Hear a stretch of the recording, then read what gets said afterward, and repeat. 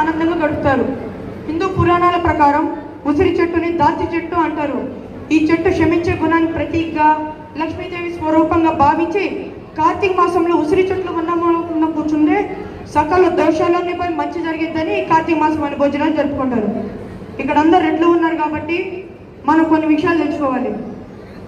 మనందరికి జన్మనిచ్చిన మన తల్లిదండ్రులైతే నీ వంశం ఇది, నీ కులం ఇది, నీ గోత్రం ఇది, నీ ఇంటి పేరు ఇది, నీ ఉపకులం వెలనాటి రెట్లు, మోటాటి రెట్లు, మోరస రెట్లు, అయోధ్య రెట్లు, పంట రెట్లు, పొంగల్నాటి రెట్లు, పాకనాటి రెట్లు, భూమంచి రెట్లు, మున్నోటి రెట్లు, కుర్షేటి రెట్లు, దేష్టి రెట్లు, నెరేటి రెట్లు, ఓరగంటి రెట్లు, గండిగోడ రెట్లు, కమ్మప్ప రెట్లు, గోను రెట్లు, చిట్టప్ప రెట్లు, కుంచోడి రెట్లు, గాజు రెట్లు, పెడకంటి రెట్లు, కొనిది రెట్లు, గుడాటి రెట్లు, గోనుగుంటు రెట్లు, తీశ్వరి రెట్లు, నిరవాటి రెట్లు, పల్లె రెట్లు, బలిజ రెట్లు, గోసు రెట్లు, తొగిర్షే రెట్లు, ఎడ్ల రెట్లు, నాచుగుంట రెట్లు, రేనాటి రెట్లు, లాలిగుంట రెట్లు, సజ్జన్ రెట్లు, సాధ రెట్లు, అట్టాకి రెట్లు.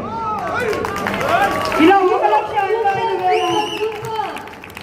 1,85,000 గోత్రాలు, ఇంటి పేర్లు, అప్పట్లో బుర్రకథ రూపంలో మన వంశాన్ని, మన జాతి గౌరవాన్ని గొప్పగా చెప్పిన మన కులుగురైన భక్త మల్లారెడ్డి అలియాస్ కుంటి మల్లారెడ్డి, ఆయన ఫోటో ప్రతి ఇంట్లో ఉంటే రాబోయే రెడ్డి కుటుంబంకి చరిత్ర చెప్పిన వాళ్ళు అవుతాం. మా నినాదం ఎలా ఉండాలంటే, నీ కులాన్ని ప్రేమించు, ఇతడు కులాన్ని గౌరవించు, మంచకుడును ఆచరించు. రెడ్లని ఆడుకోసుకుంటున్న సోదరులారా, రెడ్ల త్యాగాలు, రెడ్ల దయాగున్నారు, రెడ్ల పోరాటి పటిమ, రెడ్ల కన్నీటి కాదు మీకు తెలుసా? 13వ శతాబ్దంలో ప్రళయ వేమారెడ్డి ఇస్లామిక్ దండయాత్రను తిప్పికొట్టి హిందూ సామ్రాజ్యం స్థాపించిన సంగతి మీకు తెలుసా? కాకతీయ కాలంలో ఆయన చేసిన యుద్ధాలకు వచ్చిన కానుకతో ఒక ఆలయాన్ని కట్టి దానికి తన పేరు కాకుండా ఆలీ శిల్పిదారైన రామప్ప పేరు పెట్టిన రోషాల రుద్రారెడ్డి గురించి మీకు తెలుసా? 7 నవాబులను ఒకే యుద్ధంలో ఓడించిన గద్వాల్ వీరుడు సోమనాథ్ రెడ్డి గురించి మీకు తెలుసా? 12వ శతాబ్దంలో ప్రపంచంలో అత్యంత శక్తివంతమైన మహిళలో ఒక్కరిగా, పల్నాటి సీమలో తొలి మహిళా మంత్రిగా, పల్నాటి యుద్ధంలో రణభూమిని మనకిచ్చిన వీర మహిళ, మన రెడ్డి బిడ్డ నాయకురాలు పోరాట పటిమ మీకు తెలుసా? వందే మాత్రం వందే రాజ్యమా నినాదంతో బ్రిటిష్ వారి గుండెల సింహస్వప్నంగా మారిన సైరా చిన్నప్పరెడ్డి అలియాస్ గాలి చిన్నప్పరెడ్డి, ఆయనతో పాటు అనేక మందిని ఉరిశిక్ష విధిస్తే మీకు కావాల్సిన నేను కదా వాళ్ళని వదిలేసి నన్ను ఊరు తీయందని చిరునవ్వుతో ఉరుకుయ్యను ముత్తాడిన సైరా చిన్నప్పరెడ్డి చైత్రకు కన్నీటి కాదా? సైరా చిన్నప్పరెడ్డి నీ పేరే బంగారు కట్టి ఆయన త్యాగాన్ని, ఆయన దేశభక్తిని ప్రజలు గానం సంగతి మీకు తెలుసా? స్వతంత్ర పోరాట యోధుడు, రాయలసీమ పౌరుషం, తెలుగు జాతి త్యాగం, ఆంగ్లేయుల ఖజానానికి ప్రజలకు పంచిపెట్టిన రేనాటి సూర్యుడు, భార్యని చంపిన పోరు వదిలిని తొడగొట్టిన మరపిరంగి, బ్రిటిష్ మోగులను సరసర నరికిన నరసింహమూర్తి, ఉయ్యాలవాడ నరసింహారెడ్డి చరిత్ర ఒక కన్నీటి గాథ. బ్రిటిష్ వాడికి తీరిన కక్షతో ఉరితీసిన తలను 30 సంవత్సరాల పాటు కోట గుమ్మాన్ని కట్టిన సంగతి మీకు తెలుసా? అలాగే ఈరోజు ఆయన జన్మదినం కాబట్టి ఆయనను స్మరించుకోవాల్సిన ఎంతైనా మన రెడ్డి జాతిపైన ఉంది. రాయలసీమ కరువు ప్రాంతంలో ఆకలితో అనుమతిస్తున్న ఎందరో పూటికి 8,000 పైగా అన్నం పెట్టి దాతృనామ సంవత్సరాన్ని దానం చేసి విక్టోరియా మహారాణి 7 తులాల బంగారం 7,000 నగదు పంపించింది.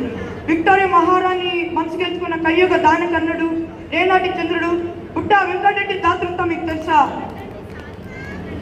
ప్రజా సంక్షేమ పరమవధిగా, ఉద్యమమే ఊపిరిగా, పిల్లలు అంటే ఎక్కడ పిల్లల మీద ప్రేమ కలిగితే పిల్లల్ని కూడా కనుకుండా నాయకుడు అంటే సేవకుడని, ప్రజా సేవకి పరిమితమైన వాడు కాదని, ఆడపడాలకు దూరంగా ఉంటూ కమ్యూనిస్టు గాంధీగా పేరు తెచ్చుకున్న పుచ్చపల్లి సుందరరామిరెడ్డి ప్రజాసేవ మీకు తెలుసా? క్షణ క్షణం మనుక్షణం రణములాగా దినం దినం జీవితాన్ని పనంగా పెట్టి ధననం మరణం మధ్య జనం కోసం బతికి తెల్లవాడు నల్లవాడు ఇద్దరి పాలనలో రాజద్రోహి ముద్రపడ్డ మాతృభూమి ప్రేమికుడు తరిమిళ్ళ నాగిరెడ్డి ప్రజాసేవ మీకు తెలుసా?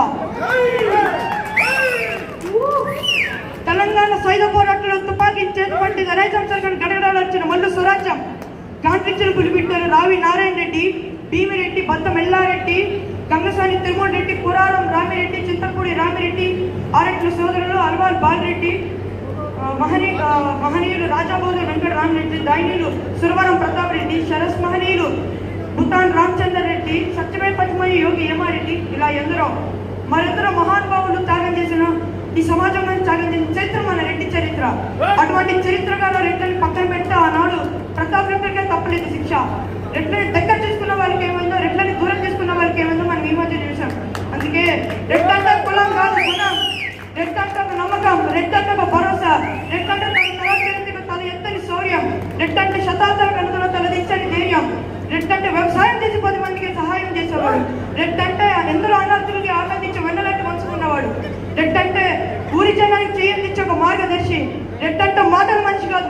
వచ్చి రెడ్డంటే ఉద్యమానికి ఊపిరి పోసేవాడు.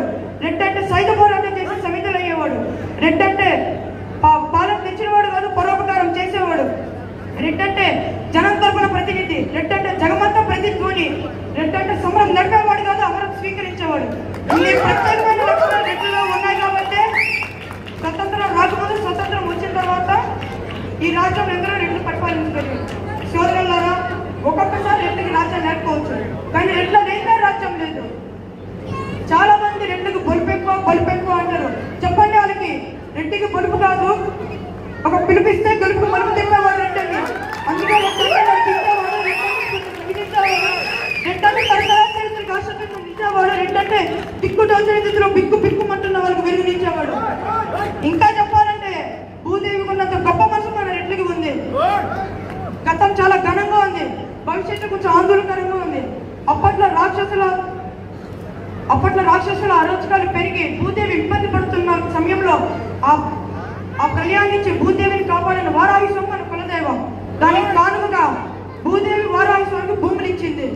ఎవరైతే వారాహి స్వామిని పూజిస్తారో వాళ్ళకి ఎక్కువ భూములు ఉంటాయని మన పెద్దలు మనకి చెప్పేవారు. ఇప్పుడు మన వారాహి స్వామికి పూజ చేయడమే మర్చిపోయాం.